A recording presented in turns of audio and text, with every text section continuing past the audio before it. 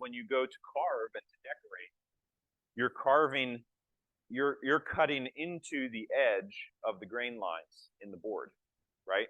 As opposed to a flat sawn board,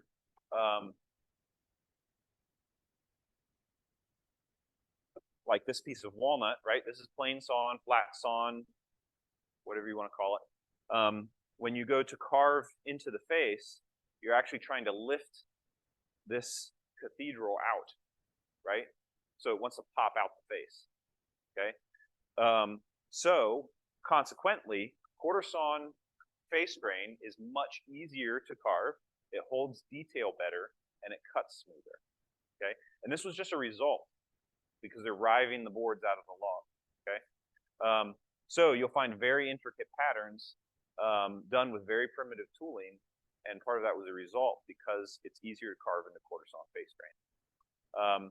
You'll also find this time period almost everything was exclusively made in oak. Well, if you're new to carving and you hear, well, we're going to carve an oak, everybody's like, oh my God, we're going to carve an oak. So hard. Well, no, you're carving into quarter sawn face grain oak, which is much easier to carve into, excuse me, than a plain sawn face. Oak can be stringy, it's porous grain, so it wants to chip out and pieces fly out. In a quarter sawn grain, that all of those problems go away. White oak, which is the harder of the oaks, is actually the most pleasant to carve, specifically these patterns. The grain holds together. If you think of, it's almost stringy, almost like a hickory, so it holds detail well. So that's something to keep in mind, exploring these patterns. If you were to completely beginner and start doing this tomorrow, I would tell you to use quarter sawn oak, because if you can do it in quarter sawn oak, everything else is a breeze, and you might actually find that the softwoods are really annoying. They truly are. Poplar, pine, all those are very annoying to carve in this style of carving. I would much rather be carving into this, or walnut. So sharpening tools a lot, honestly. Sharpening tools, you just got to sharpen your tools. So don't let that scare you away. Just sharpen your tools. So different ways that these can be used, and I forgot to bring examples over. This style of carving can be used is also for decorations, right? So you'll find a lot of these patterns are actually sequences that just repeat themselves. And they're small elements, they're small cuts. So in all of this carving pattern, you're basically going to have a stop cut and a relief cut, stop cut and a relief cut in almost everything. And then you have V-tool work, which will be done with the V-tool. And then everything else, stop cut, relief cut. And so the first one that I'm going to do is just a really simple bead, a carved bead, which you'll see here. This pattern right here. It's only done with one tool. You can put beads on the bottom of table aprons. You can put them on the edges of tables. You can run them up the leg of a piece of furniture. And they're very easy to decorate. Some of you that are familiar with later carvings might be familiar with egg and dart trim. That's carved on a bead with two tools. Absolutely gorgeous. So we have a bead, and I didn't even find the right gouge here.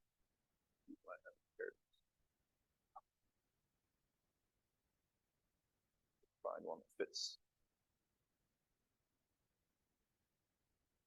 Yeah, I can make it work with this. All right. So visually, I'm just gonna go for it and decide this is about how far I want to be. Actually, you know what I'm gonna do? I'm gonna mark my center real quick.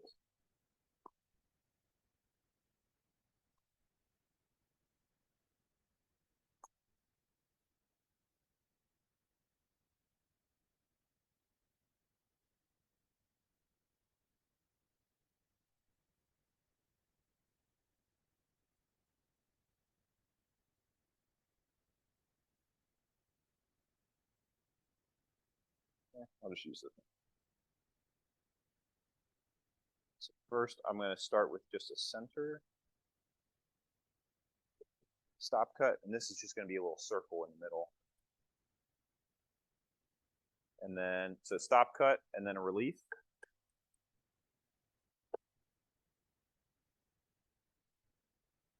A word on mallets. If you're in any sort of like Facebook groups or woodworking groups, or you go to tool stores, you'll see a lot of people making all kinds of fancy dancy mallets made out of all kinds of fancy dancy woods and brass and ebony and ivory. And my best advice to you is to get a piece of firewood and make a mallet. And when it gets all beat up like this, you throw it in the wood stove and you get another piece of firewood. You make another mallet. It's made for smacking things. It's not made to look pretty.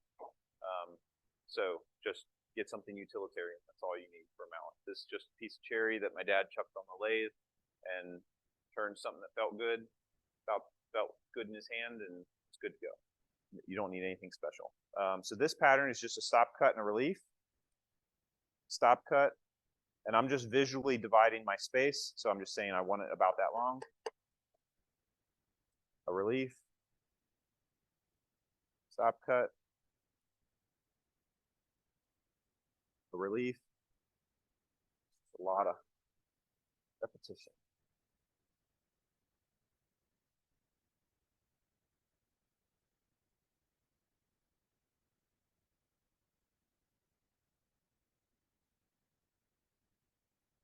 Now this bench is not ideal carving height. My back would kill me if I stood here all day. Definitely want to, if I was going to sit at this height and carve, I would be sitting on a chair. So keep that in mind while you're carving, is your posture, because it will get to your back.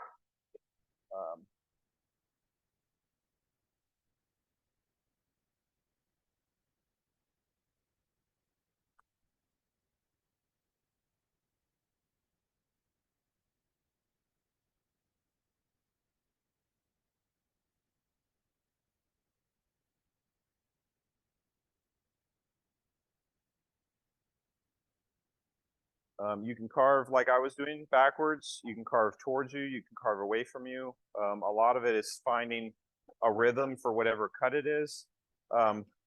Also, you don't have, and I'll get into this later, you don't have to do the same. Let me back up. You don't have to start at one part of the pattern and complete that entire part if it makes more sense with body mechanics, but I'll cover that when we do that pattern.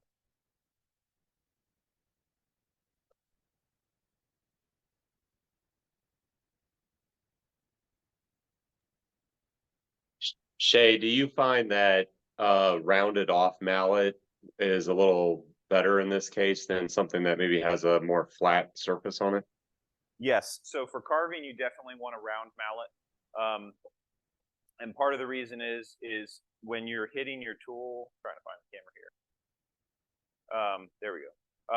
When you're hitting your tool with a round surface meeting a round surface, at any point that you impact, the point of contact is extremely small. So whether I'm coming at it from up here or I'm coming at it from down here, wherever it impacts the tool is always going to be the same surface area point of contact.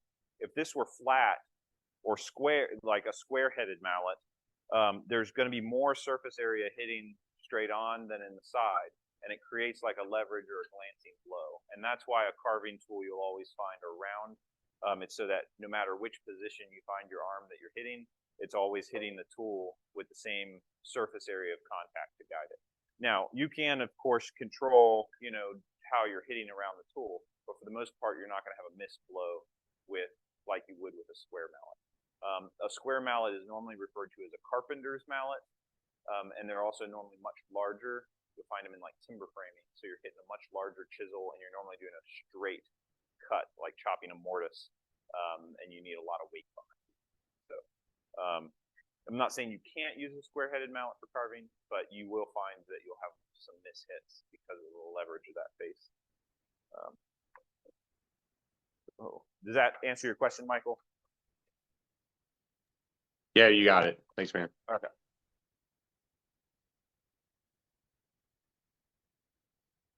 All right. So this gives you the idea, right? So you've got a decorative bead there on the screen. If this was larger, we could come into this round circle and we could do like little rosette leaves, You know, if it was in a much larger scenario, there's Kim, there's that weird 90-degree mock-up on the windowsill. Yeah.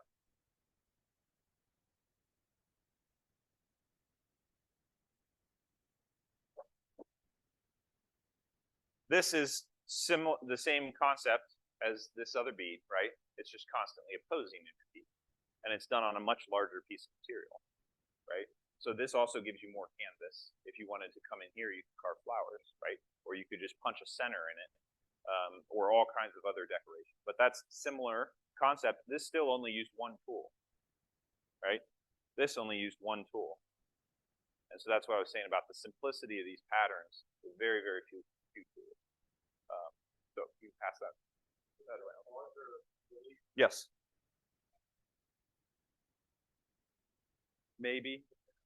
I don't remember. I did this on a whim because I was considering doing it around that game table rail. And I was like, oh, what would that look like? And I just threw it in there and did it. So I don't remember. Likely I did that. If I can see my tool mark. It looks like I did it in just one big chunk. But I was probably not really giving it much care. I was just trying to see what it looked like.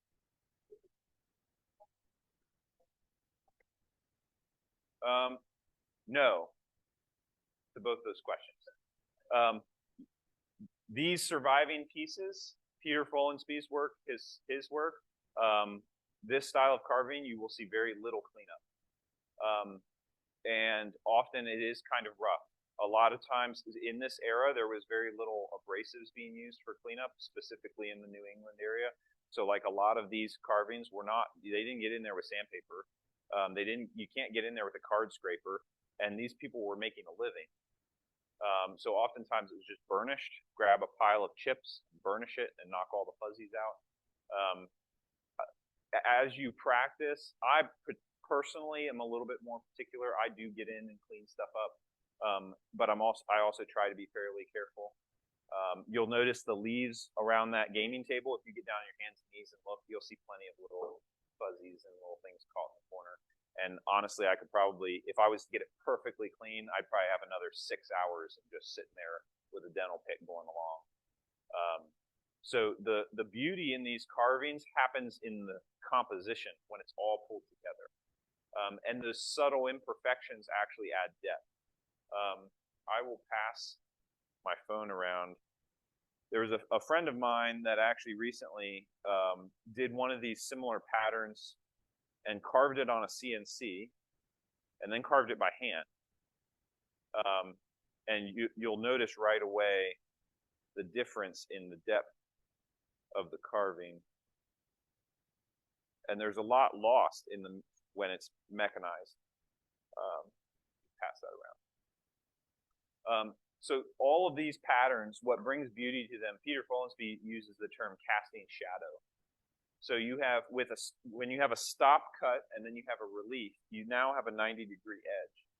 And when the light rakes across that face, it casts a shadow against that 90-degree edge. So all of this pattern comes to life when you have those sharp cuts and those relief cuts and it casts shadow across the face. So a lot of the little imperfections become lost in the whole piece. That's why it's also hard to replicate this type of a carving with something that's very mechanized like a CNC machine. And I know guys that are whizzes on CNCs and they're like, yeah, I could get it, but we're talking days of coding to get it right. And then you would need teeny tiny dental bits to go back there to be able to mimic a sharp knife point coming in and creating that stop cut where that is then going to cast that shadow. And you'll see this example, and that's a strap work pattern, so it's not quite as stark as what this is. This would be if you tried to replicate it with a router. Hopefully that helps answer that question. Yes, yeah. In terms of mechanics, yes, be very similar.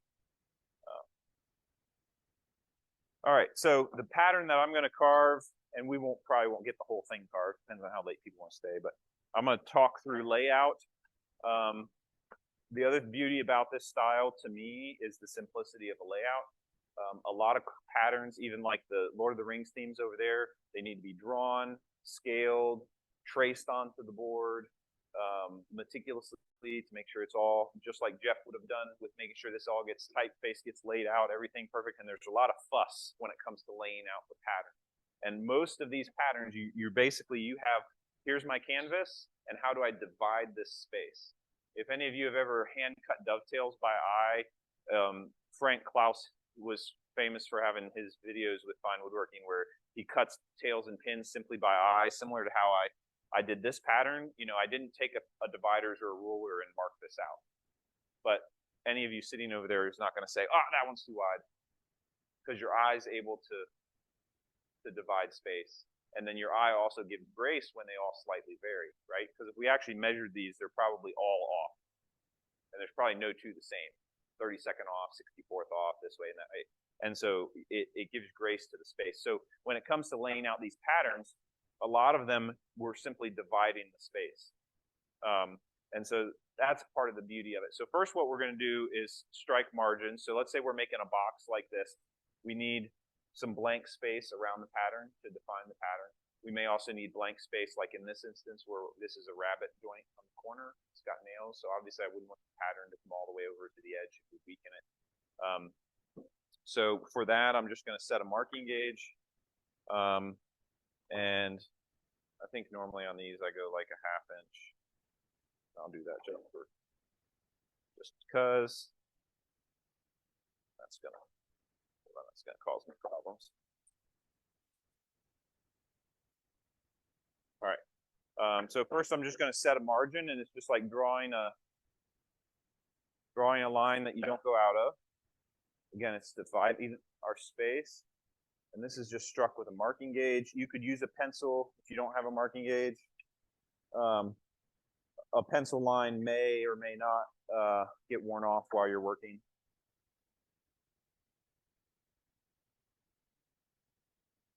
Because Peter Follansbee's working in 17th century style, his dividers and compass would just be sharpened to a very fine point, and the whole pattern scratched in instead of penciled in. I use a pencil because I still like to be able to correct myself without having to hand plane a little bit off the board. All right, so I struck my margin. And then, like I said before, this is just going to be dividing space. I don't know how long this board is, and I don't know how wide it is. It doesn't matter. Right? Doesn't matter. We're just going to divide the space. I'm going to grab a steel tape because it's a little longer than a foot.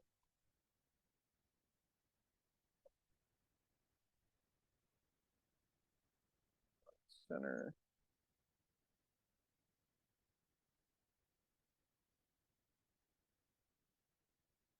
Gothic arches. It's reminiscent of what you'll find in a lot of cathedral windows. So it's intersecting lunettes, intersecting circles, right? So obviously I want this to fall in the center. I wouldn't want the pattern to be offset to one side. So strike a center line first. And then the heights of these arches is defined inside of the margin that we just struck, okay?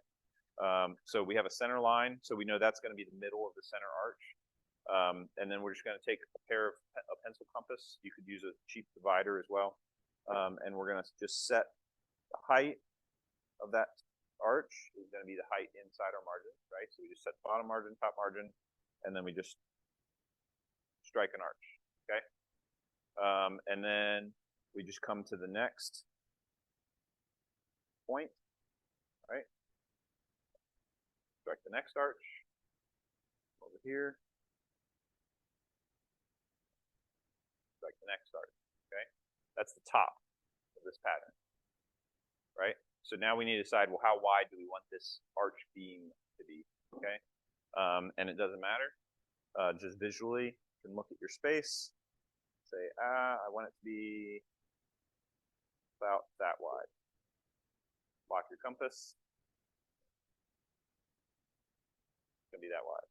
Come back to the original point, not the new point. Back to the original point. And when I did those original points, I kind of pressed it in. So I have a little dimple there. So I know where my original points were. Okay. Is that coming up on there? Okay, cool.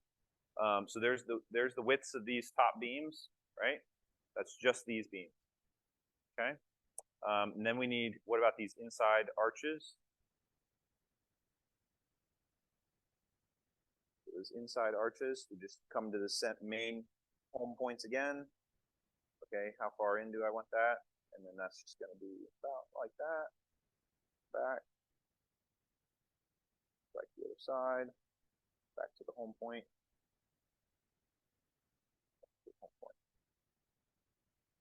That making sense? Okay.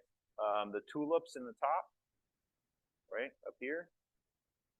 Same angle, but this time it's widened.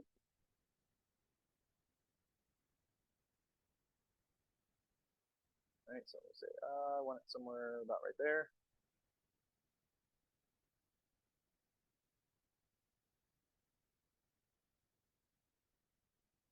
Right, and I'm not laying out the whole pattern, I'm just laying out the center.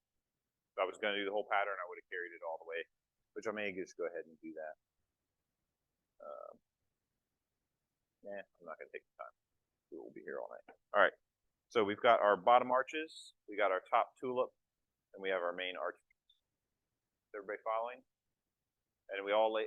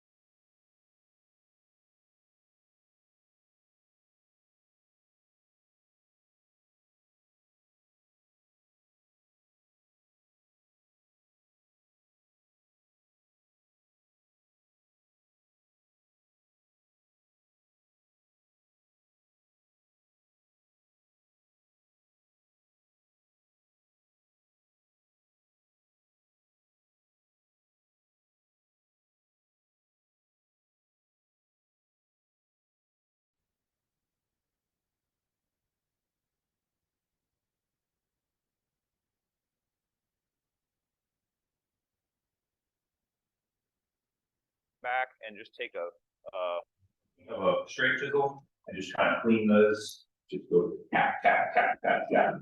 So I get nice clean top lines there. So that's a one instance of cleanup. So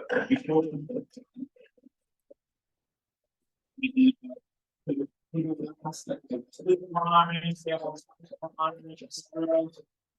doesn't matter if you do the same thing, and you'll always be good. Back on mallets. So mallets, the longer the handle, the more leverage you have, the farther that your tool travels with each stroke. Right? So this is not the same style of carving as those little leaves over there where I'm choked up and tap for fear I'm gonna chip something off. Right? But lots of leverage and power into it. Okay. Also notice my wrist is injured, right? And I'm rotating on my palm. Okay. So that's my anchor point to keep my tool stable. So there's one half of that arc. And then I'm going to hit the next one.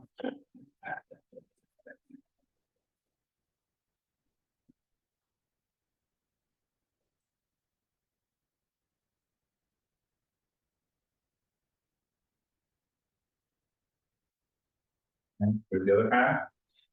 Now, these arches intersect on the spots, right?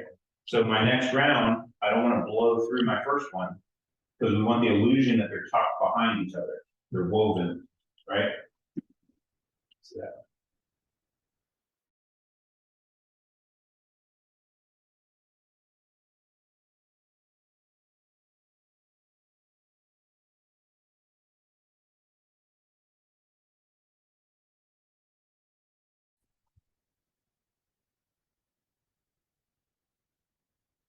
stop.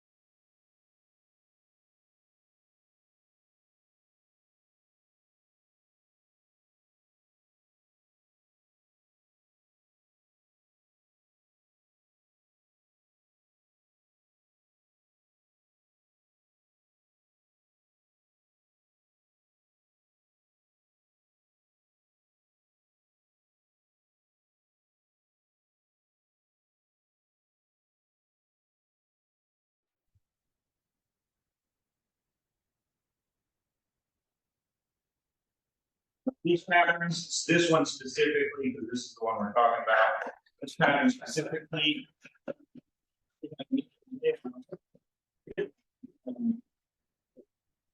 Most of the pattern gets established with the tool to get our. Notice I stopped here, right? Because this one carried. Now, when this arch carries over, then it's tucking behind, right? So this arch here, it's on top. Here, it's underneath, right? Because the weaving pattern. Okay. So when I hit intersect my next one, I'm going to stop it. And that's another where I was talking about, and I'm not talking in the same thing I said, but that's also where when you come and you're just doing the one direction, it's a lot easier to not mess that up because you're only doing this half, this half, this half. Then when you come back, you're skipping one as you go.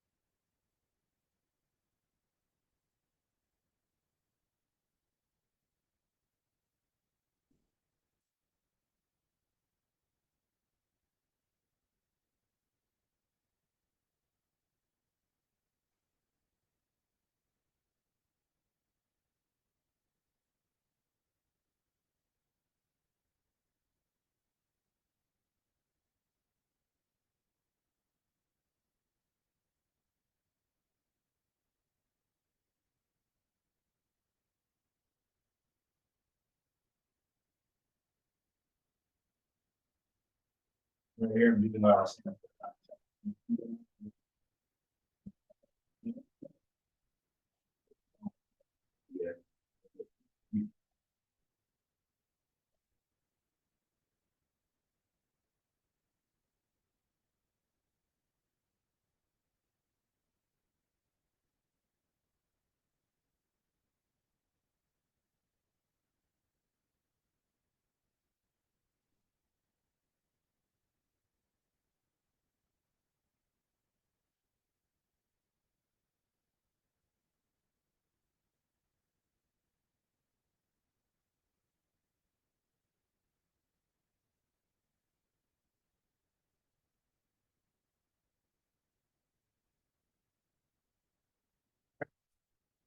There's all our YouTube. So ideally, you would do each arc in one pass. You don't want to have to go back over with the tool someplace where it's already. Correct, yeah, once you strike that, now, let's say there's one of these I got kind of off, I got a kind of wiggly over there. You know, if you want to come back and clean that up, that's fine, but depth of cut, you want to hit the first time. You know, you can come back, but honestly, handling the V tool is difficult, can be difficult enough for some people. Coming back in the middle of a V groove and trying to restart it is way more difficult than just setting that depth and going with it. If you want to practice with the V tool, I would just start by getting a piece of quartz on wood and drawing lines perpendicular like this, so that you're intersecting the grain. The grain's not going to try to pull your tool, and then just follow that line, run yourself all the way down board, and you'll kind of get a feel for that depth with the height. And maybe do 10 light, 10 heavy, 10 light, 10 heavy. So we can see we struck the. Any other questions? We struck the V tool lines. All right, now we're going to round the arch columns. These, and you'll notice this is really subtle. Like if this was a deep relief, these kind of arches would be almost round, right? We would make them really deep, and we would actually keep it an actual arch. This is just knocking the corners off, right? But when you're looking at it from where you're at, they look like round beams, right? So it's very simple. So that was the first tool we used. This is the second, and this is probably just a hair over 3/8 wide and fairly flat. Right, I think it's close to like a number 2. You went on a website and ordered it. And most of this is going to use by hand. Now, let me say something about hand carved pressure versus a mallet. Which one do you have more control? Mallet. 100% of the time, mallet is more. And it's because this weighs 10 ounces. I weigh 160 pounds, right? And so when I go to put hand pressure, doesn't matter how you're sitting, how you're standing, you go to put hand pressure on something, you got the whole inertia of your body behind that chisel. It's very difficult to stop yourself. With a mallet, yes, you're swinging it, but this thing only weighs 10 ounces. And if you want to stop your wrist, you can stop your wrist, boom. You can't stop your body that fast. So if you slip when you're hand carving, it's way easier chance that you'll go skitter all the way across the work and knock a whole bunch of stuff out. Versus with the mallet, it's just controlled. Each hit you're moving an eighth, each hit you're moving a quarter. Keep that in mind. I do a lot of hand pressure, but it's not necessary. Now, this is where direction of the grain comes in a lot, because we're to a gouge now. So the grain is running with course on piece. We chose one that the grain was running perfectly this direction, right? So these arches, half of this arch is going to be running one direction to go with the grain, lay the grain down, so to speak. And then the other half of the arch is going to be the other direction, right? So you can see how I could only go so far before I start lifting. That.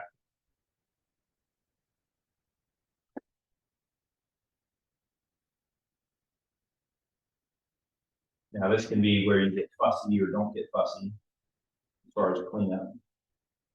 Now, you'll notice on the screen that this is one of the ones that weaves, right? So I'm going to knock it down.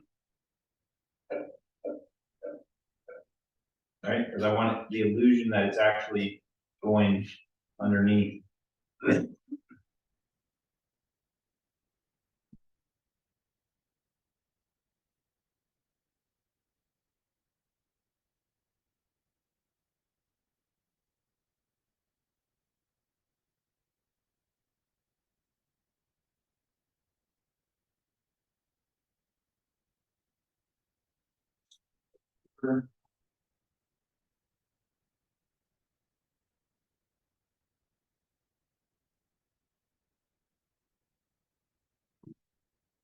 Okay, here, put it down.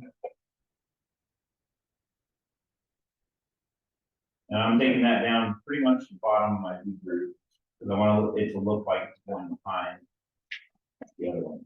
Now, what I was saying before about perpendicular lines, the grain, you're going across the grain, almost like scrub cleaning across the surface of the board, right? So that's really easy to not go against the grain and get a nice little curl there. You also notice with my hand pressure, I'm not doing a constant leaning into it. That's a control effort. So I'm actually just pulling back and oscillating my hand, right? And I'm only moving my hand, my wrist is anchored against the board, and I'm only moving my tool back and forth only so much, right? So I can move this so far. And that's a way to control the tool with hand pressure. And really what I'm doing is I'm hitting the back of the tool with my hand, even though it's just a controlled slide.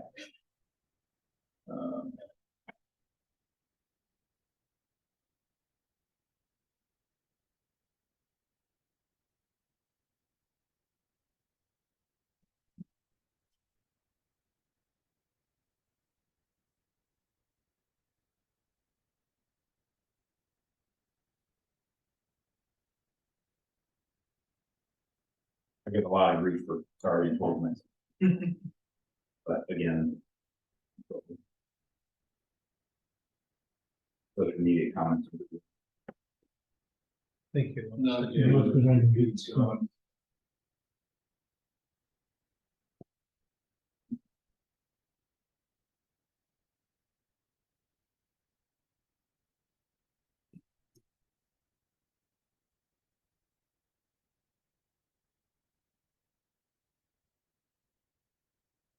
Talk that one.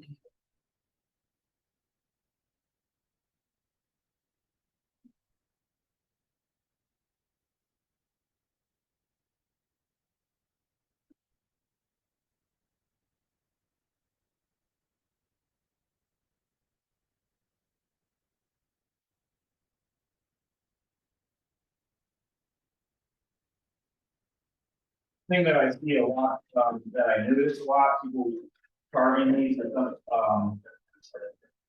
people will be really shallow. And what I was saying earlier about casting shadow, depth does that. So the difficulty is, I know a lot of people are trying to stare to go deep. The deeper you go, the more shadow you get. The staying shallow might feel safe, but it really shows in the whole piece.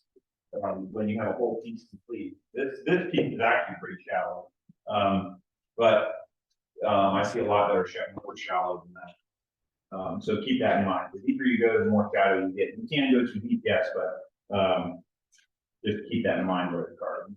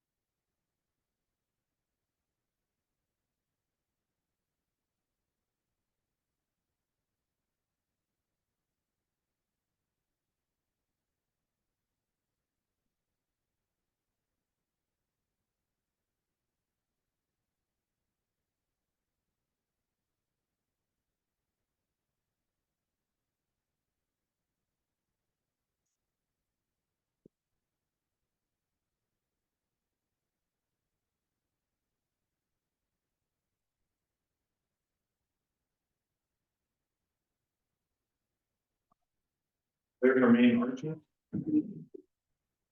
Right, so it's just relieving this corner. And we could take a lot more care and time with that if we wanted to try to keep them, nice and symmetrical. Watch the width of your bevel as you go.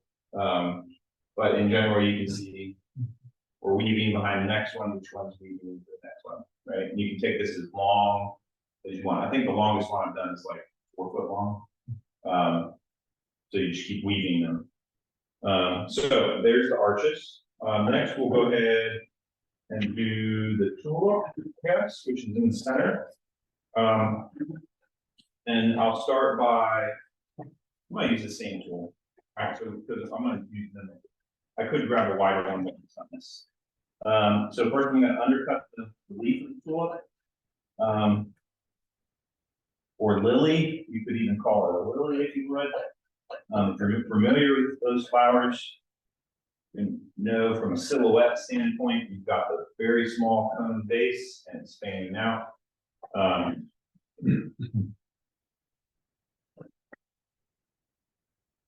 So we're just getting the illusion that this center is actually round.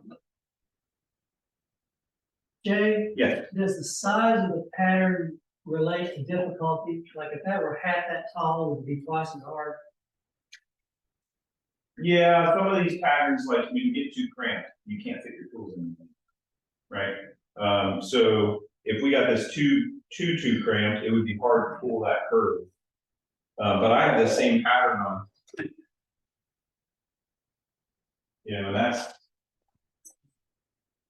not but 2.5 inches.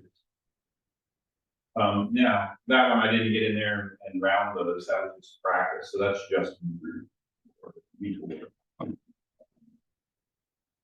But yeah, some of the patterns, yeah, if you got too tight, you wouldn't have enough room to actually get the tool in, you have to go to a smaller tool. And another thing to think about in terms of proportion is some patterns, the more cramped they get, the less proportionate they are, even if they're scaled. And so you lose some of the detail that you have with breadth. And then also some patterns, when you scale them larger, your negative space becomes so overwhelming that then you have to figure out what to do with it. So this one, for example, if I were to carve this on a much taller board, this bottom area down here would become huge, right? Just this flat triangle area, right? So then I'd end up having to come up with some other pattern. You'll find a lot of these, the backgrounds that get set back in are then punched, so they're dimpled with a crosshatch punch. I should have done those out. I will try to dig those out later. You can make a punch yourself, just get a piece of steel and a triangle file and go to town and make something sharp and funky. But yeah, hopefully that answers. So undercut the tulip, then we want to set the top of the tulip, which is right here, right? So that gives the illusion of the petals, right? It's the petal, that's the petal, center petal, kind of being folded into each other, right? And again, just taking a tool that I have, this is going to be the center petal, because I think it kind of fits in there. This is just a stock cut. Done. Down to 3 tools. Let's come to tool number 4. I'm going to use this, and honestly, I wouldn't need this one. I could just do save it for you. What this is.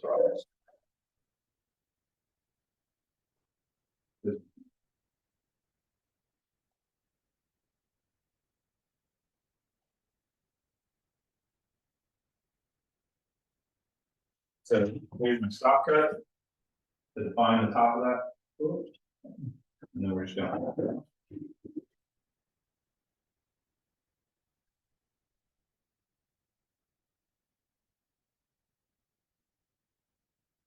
This is where the little top.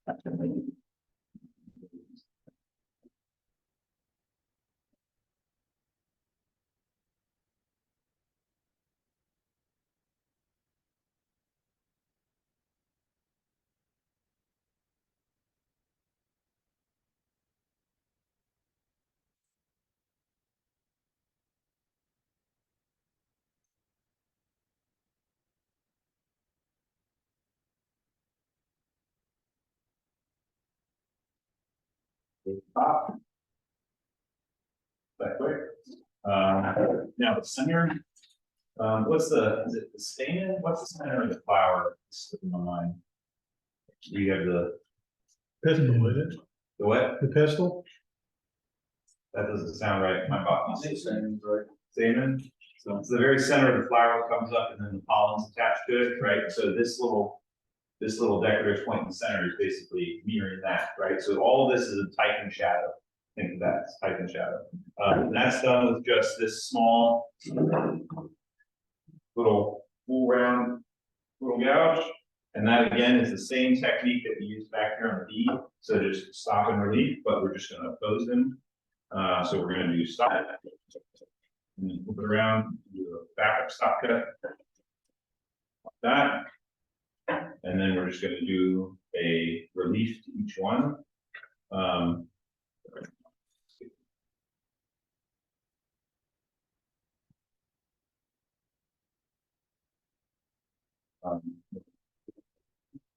with each other.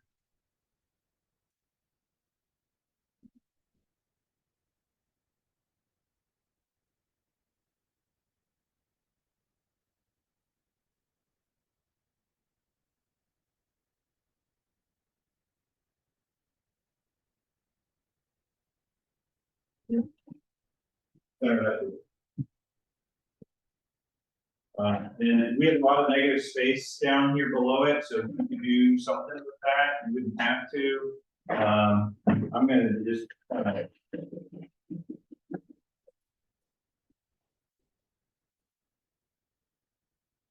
do that because. All right, now these lower cathedrals. These are laid out. So we're up to 4 tools. Okay. These lower cathedrals, we need are struck like petals, almost like leaves, right? They're upside down connecting. So we need to strike these lower arches. This specific pattern, for whatever reason, I've just found that if you point of the compass at the peak apex of the relief on the tulip, like, hold on, let me back. Before we do that, we're gonna strike the center. All right, now, for whatever reason, every size I've scaled this pattern, for the most part, if you put the point at the apex of the relief at the bottom of the tulip and run the pencil to the corner, then it gets you pretty darn close. Getting the curve. And because we didn't lay them out over here.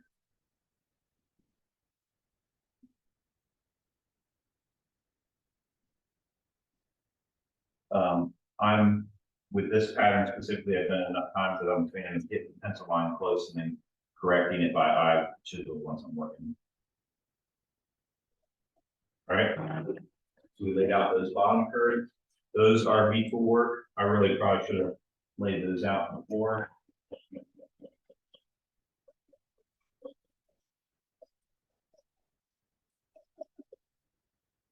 Your geometry truck would be proud. Yeah,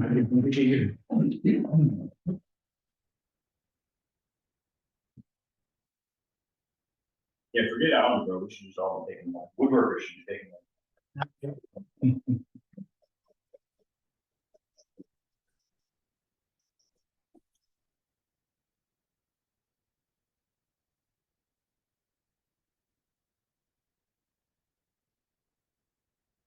Right.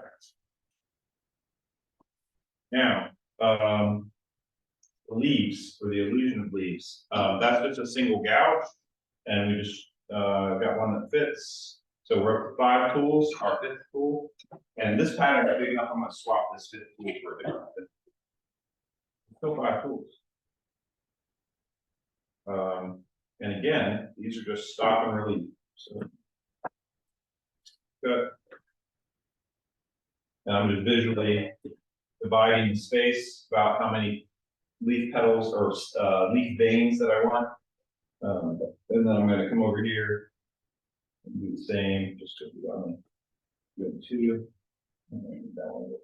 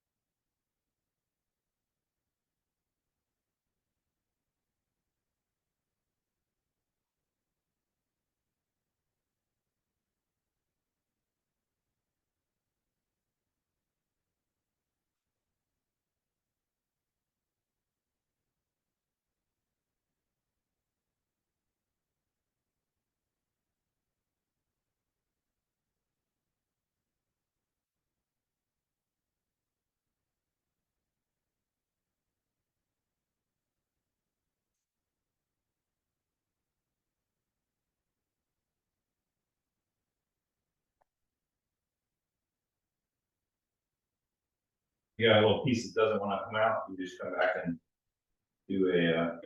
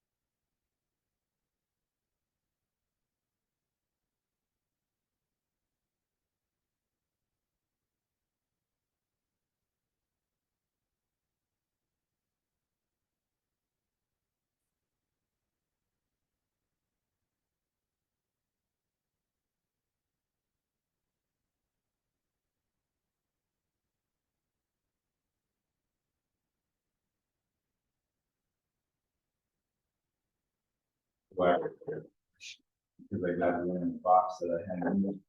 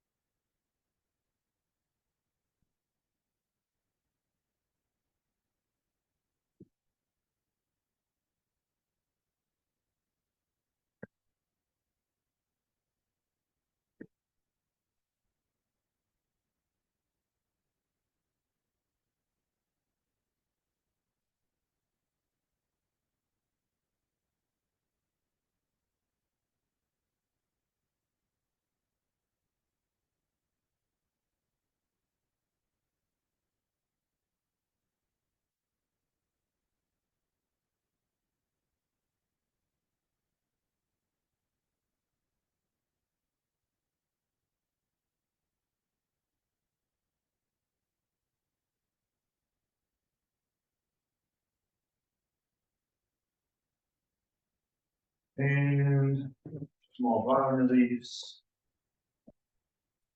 I think these I just used something that I have on hand, which is probably this one.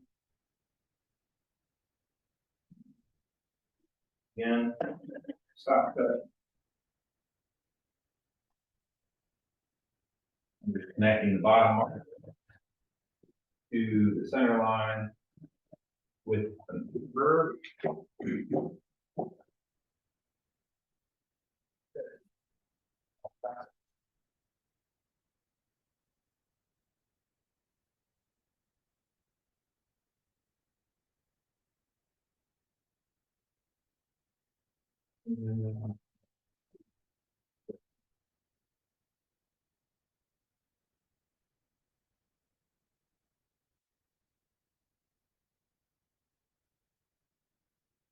I could use a punch, which is often on these carvings you find gold where it's just a little stamp. And they just came back with a little stamp and added little dimples, little crosses, as decorative marks that kind of help fill in some empty space.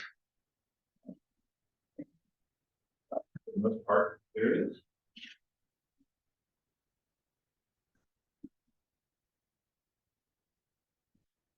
Any questions? Yeah, so if that was not a demo, if you were making a finished piece. Yep. You stopped to hone a tool once, would you have stopped more often, would you have had to sharpen more? No, the only reason I stopped doing that is I pulled it out of there and the edge is all boogered up. So I didn't know I was gonna use it. That table, that gaming table over there, I used, 4 tools on the whole thing and I sharpened them twice. And I'm not being an advocate of not sharpening, but if your tool only ever touches the wood, then really it's not that big a deal. Would you, if that was wide open, would you have sharpened? Oh, yeah, if it was wide open, I would. Walnut actually carves very nice. I like it. Now, if we were doing chip carving, like what Jeff does, that's a totally different story, because you're using a straight blade knife, right? So the density of walnut versus butternut or basswood is a huge difference, because it's a different cutting technique. But we're mallet carving, so Yeah, I guess wood turning is different. I sometimes, depending on how big it is and what kind of wood it is, it will sometimes sharpen between each cut and pass. And Oh, I got flip to the rim, stop and sharpen. Right. Yeah, probably because you have more control. I would think, your tool, your turns, in your tool sharper, you have more, I would think you have more control, that's like. Which is, Yeah. the sharper it is, the nicer the surface. that's true, yeah. Especially you do a lot of segmented turning. Yeah, not much anymore. Okay. Yeah, so if you had changes, end grain, side grain, coming around, that would make a difference. But yeah, you also, these, I mean, hand carving like this, you're not generating heat, or at least not enough heat to the dull tool compared to, say, turning on lathe.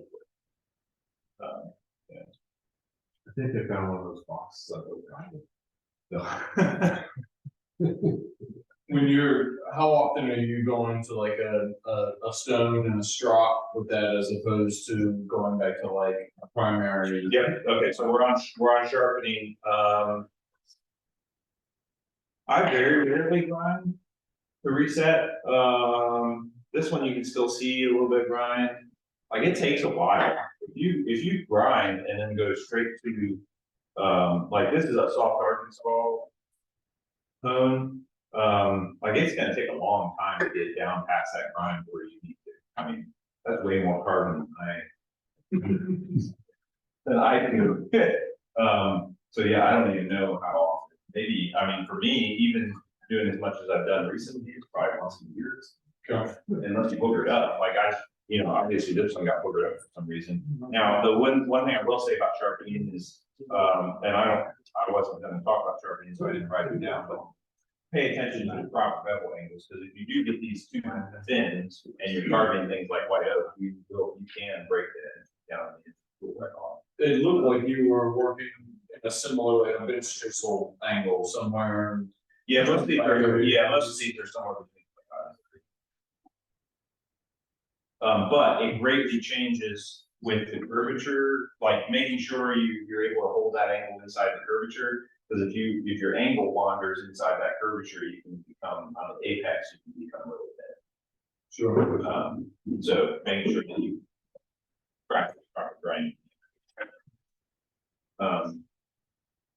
But yeah, it's really, really simple, easy to start. So four tools, a mallet and a compass. And probably an hour and you have your work. There's go. I'm young enough, I can't say even better arthritis. All right.